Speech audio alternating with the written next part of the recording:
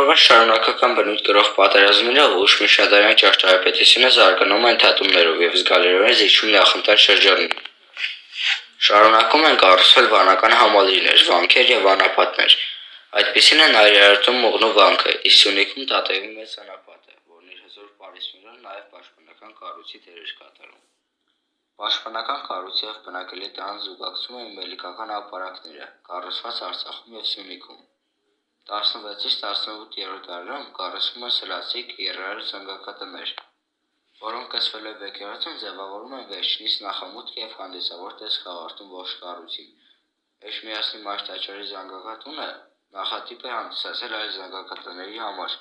Նորդարյան եկեղեցական ճարտարապետության համար նախընտրելի է դառնում բազիլիկ տիպը։ Եկեղեցիների հարդարանքը ընդհանուր առմամբ զուսպ է, ձևավորման տարրերից հատկանշական են կառույցի ողջ պարագծով ձգվող կամ մուտքը եզրավորող քանդակազարդ գոտիները։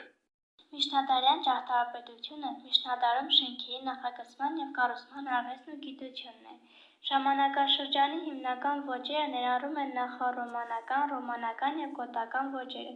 15-րդ դարում ճարտարապետները նորից սկսեցին հավանել դասական ձևերը, որն էլ բերեց միջնադարյանի շրջանի ավարտին և վերածննդի ոճի զարգացմանը։ Եվրոպայում պահպանվել են միջնադարի կրոնական, քաղաքացիական և ռազմական ճարտարապետության բազմաթիվ օրինակներ։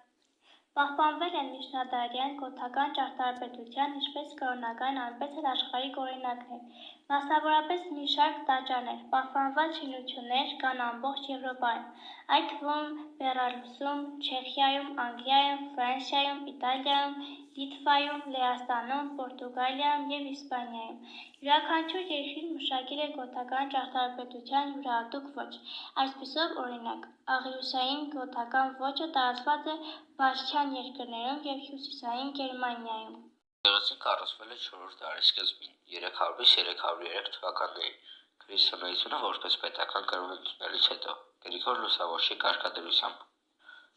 Կառուցվել է նախապես գոյություն ունեցող տաճարի տեղում, խորհրդանշելով հետանոսությունից քրիստոնեության անցումը։ Ներկայիս կառույցի հիմնական մասը կառուցել է Վահան Մամիկոնյանը 483-484 թվականներին պարսկական ներխուժման ժամանակ խիստ վնասվելուց հետո։ Կառուցումից մինչև 3-րդ դարի երկրորդ կեսը տաճարը